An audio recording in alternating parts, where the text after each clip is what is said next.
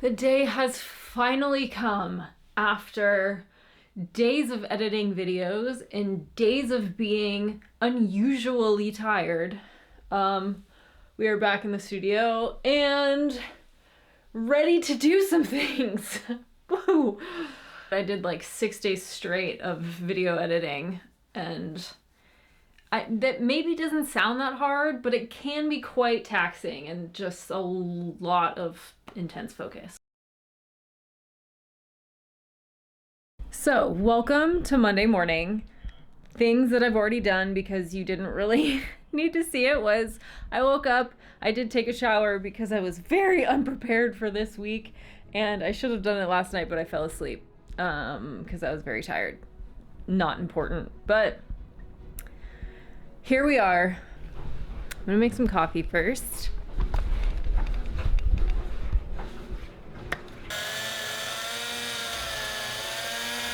Do you want to be over dramatic with me and slow-mo this coffee? Okay, let's do it.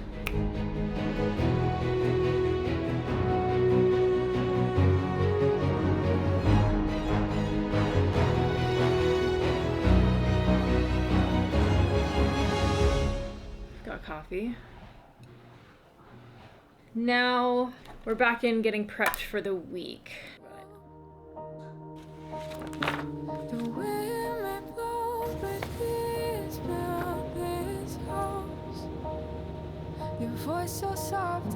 Good morning. I have a meeting with a client today, and I was looking pretty fly, so I wanted to show you.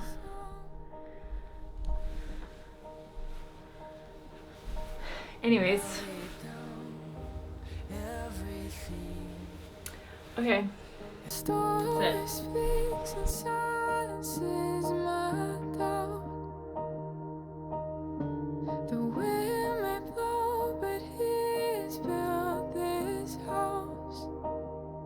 Your voice so soft and strong. My husband all alone. Well, I have some exciting news. I'm going back to art school. It's not like a full regimented semester. I'm signing up for certain classes that I want to take. So I'm going to be taking 2 classes. I'm really excited for both of them. This has been something that I've been thinking about for a really long time, and as you know, if you're an artist, there's such a debate between, do I go to art school, do I not? And I'm a self-taught artist. I have a grandparent and a great-grandparent who are both famous American West sculptors. So I've been around art my whole life, but I went to school to be a veterinarian. I then became a professional show jumper. Like, you know the story, you've probably heard it. And I just always did art, but never felt the need to really study it on an academic level. But after a few years of doing this full time, I just came to a point where the people I was studying, it was only getting me so far. And I got to a point where I'm really happy with my art, but there's this next level look that I really am craving, and I don't necessarily know exactly what it is that makes that difference. And I think that there's a lot to be learned from the academic side of art. I'm not saying to go to art school or not to go to art school, but for me personally, I'm very technique based. That's how my mind works. I am a scientist by nature, and so having technique and just becoming familiar with that academic side, I think is really going to elevate my art long term, and I would rather do that now rather than later. So I don't know how much of my own artwork I'm going to be doing on this side, just because I do really want to focus on, making sure that I'm giving my all to these courses because I'm paying for them. I'm not going to share with you yet what courses I'm taking and with what academy until it's done. But the one thing that I will be documenting is my progress along the way. I'm gonna record and talk about as much as I can without infringing on their rights to their courses and knowledge and stuff like that. But you get to join me on the journey of all of this. really excited, and I'm really excited to share the journey with you. So if that's what you're interested in, if you're interested to kind of see my improvement, the things I'm learning, and some of the more academic approach to artwork, make sure to subscribe so that you get all the new videos and upcoming. I'll be including them in my vlogs as well as their own specific videos. So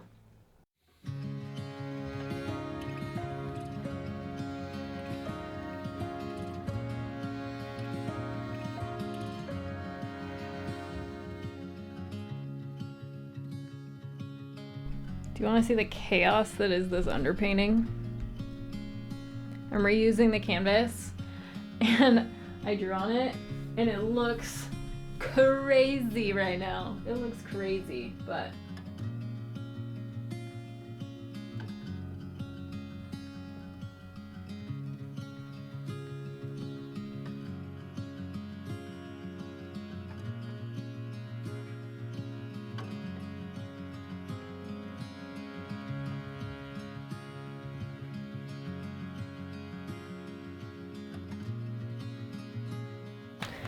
good day. Okay, so today we're on the cozy, comfy sofa because we're going to be doing some thumbnail sketches. General idea of it is to get an understanding of the values and composition to make sure that before we start painting, everything looks right. So, what do? I print out on paper tiny images of it and my sketchbook. So, come on over. How I normally do it is I get a colored contour pencil, a normal pencil, and a ruler. First, we measure the outline. 13 and 7. That's easy. And then let's do this.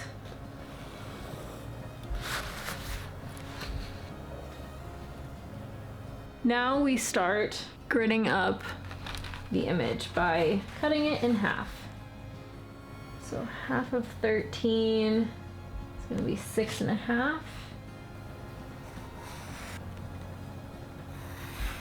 So now we match it over here.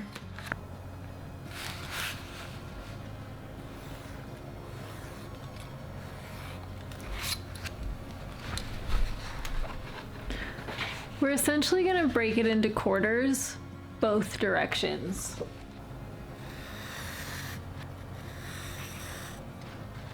So that's what we end up with. Now we do the same marks here. From here, we start to sketch in basic outlines and very graphic-y shapes. And I start analyzing this in comparison to these, compare squares, essentially. And then kind of like that. So right above here, it's about... So right now I'm just drawing basically shadow shapes. All right. Basic graphic outline. It's done very lightly. And now, before I get too lost in everything, I erase these lines. And that is just a very brief outline of what we see. And then step 1 is putting our first value in, which is going to be a dark value. And we just start blocking things in that are dark.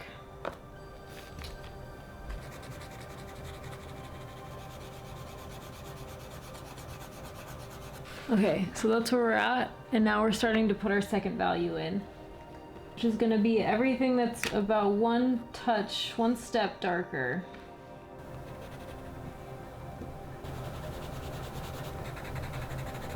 As you saw, I went through, first you put in one value, and the main point is to just get basic shapes. You're getting the shadows down.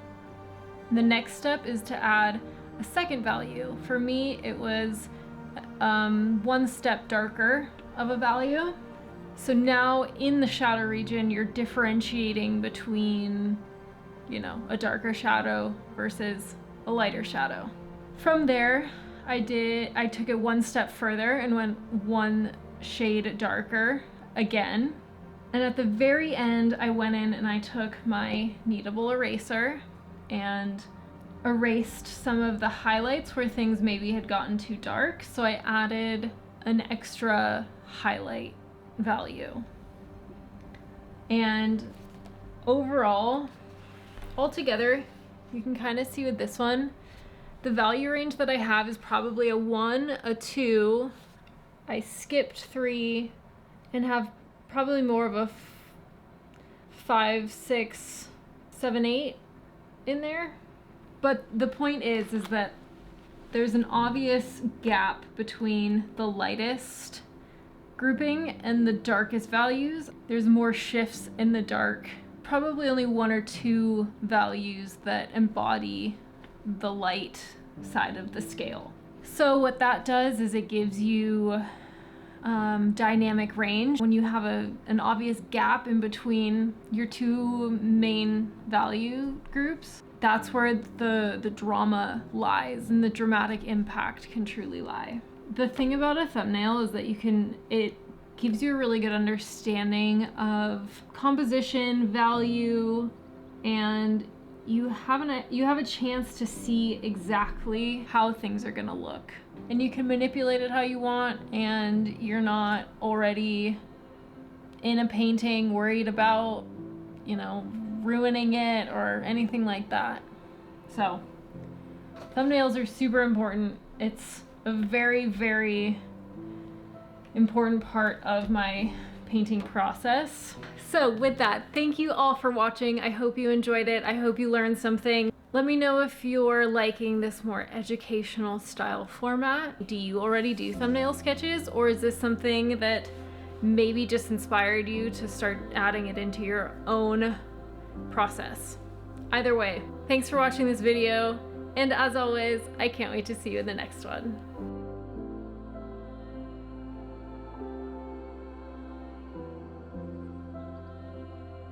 People always think that my eyes are brown, and sometimes they are, but really they're quite green. It's really cool.